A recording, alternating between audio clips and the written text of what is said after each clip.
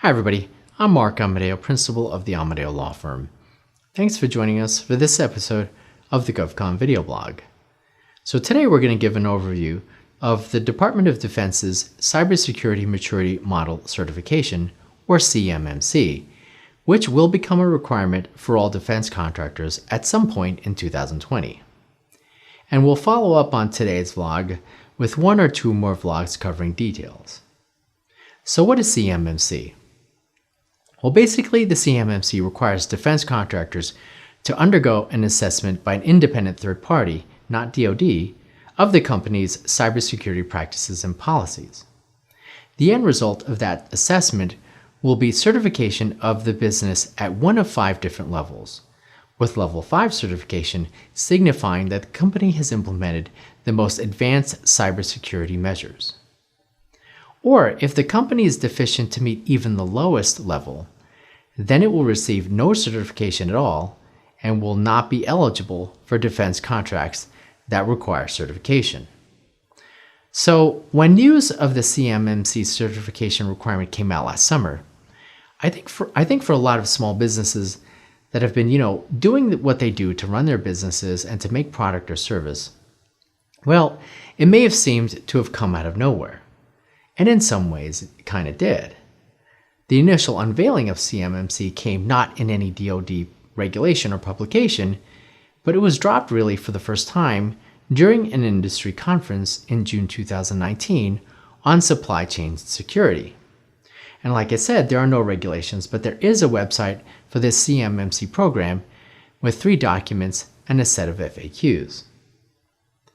Now, one of the documents is an overview of what DoD calls a model of the certification requirement.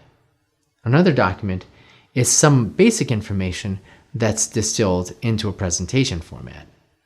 And the third document, and this is one contractors need to drill down on, is a 338-page index which actually outlines the different requirements for meeting certification at the different levels. Now, if you scour the guidance, you'd be hard-pressed to find anything that resembles an implementation schedule or a set of deadlines. What you will find is a statement in the FAQs that says that sometime in June 2020, contractors should begin to see the CMMC requirement in agency RFPs. So while there are no hard deadlines yet for certification, contractors need to get a jump on how they plan to obtain certification. So today, we're going to discuss 3 things that contractors should know about the CMMC requirements.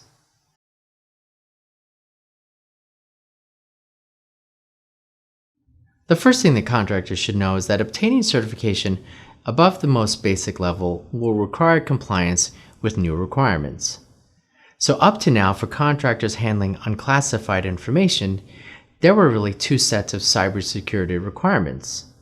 First, there were the general safeguarding requirements under FAR Clause 52.204-21 that's titled Basic Safeguarding of Covered Contractor Information Systems.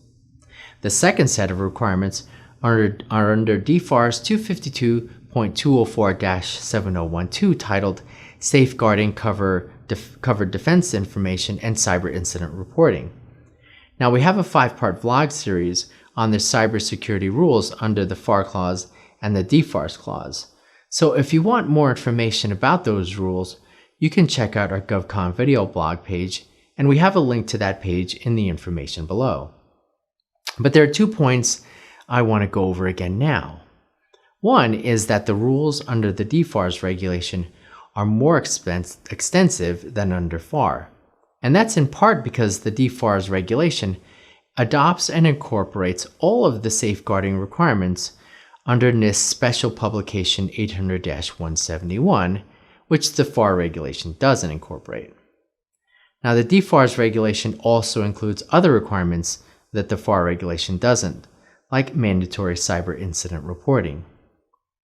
Now, as to my second point, when the FAR and DFARS regulations came out in 2016, it seemed that typically contracts with civilian agencies included the FAR clause, while contracts with defense agencies typically included the DFARS clause. But increasingly afterward, defense agencies included both the FAR and the DFARS clause into their contracts, despite there being some minimal overlap in the rules. And the logic seemingly was that the FAR regulation on basic safeguarding should apply across the board to all agencies, and the DFARS regulation supplement was just that. It included supplemental or additional requirements that defense agency contractors had to meet.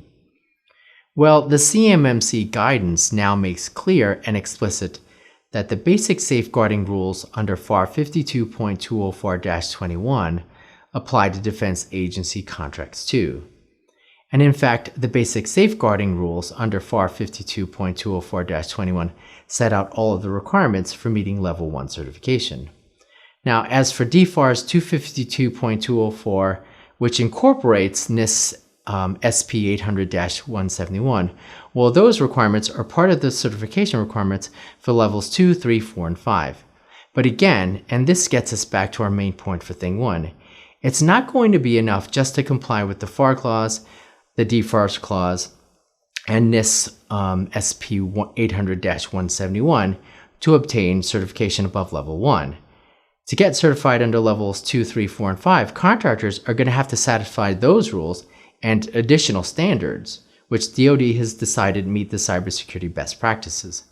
Now, we'll touch more on the actual requirements in our next log, but for now we'll just say that there are a total of 61 required practices that are sprinkled throughout the certification requirements for levels 2 through 5 that do not originate from the FAR regulation, the DFARS regulation, or the incorporated SP 800-171 requirements.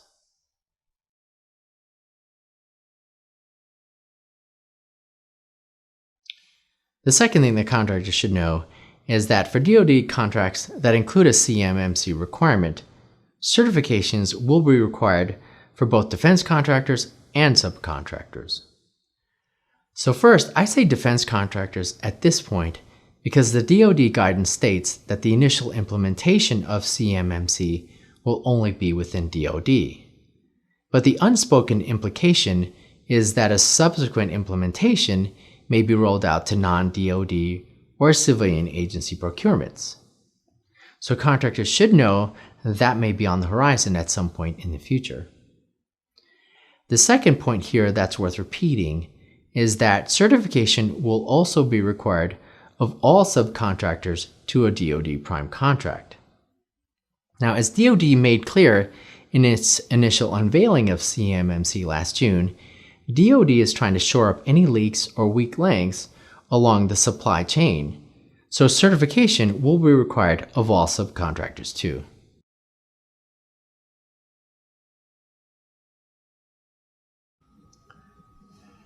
The third thing that contractors should know is that the cost of CMM certification is expected to be an allowable reimbursable cost.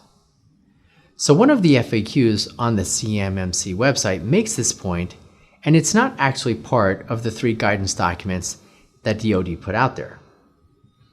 But this statement follows through on similar statements that were made by Katie Arrington during the June 2019 unveiling of the CMMC certification requirements. Now, Katie Arrington is the DoD Special Assistant who actually gave the presentation. And the idea here is that DoD is willing to pay more to get the cybersecurity that it wants in place.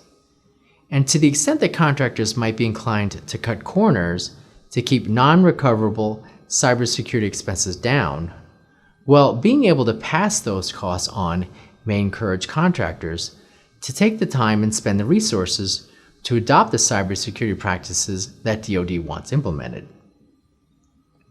Now, this cost reimbursement allowance hasn't been spelled out in any detail, so it's not clear how that cost will be allocated among a contractor's defense contract portfolio. But the hope is that enough of the costs can be passed through in amounts that will actually incentivize contractors.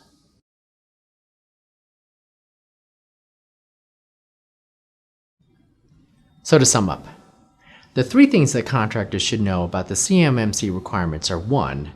Obtaining certification above the most basic level will require compliance with new requirements. 2. The certification requirements will apply to both defense contractors and subcontractors. And number 3, the cost of certification is expected to be an allowable reimbursable cost. Well, that's all we have for today's log. Thanks for joining us in this episode of the GovCon video blog, and look out for our next vlog covering the CMMC requirements.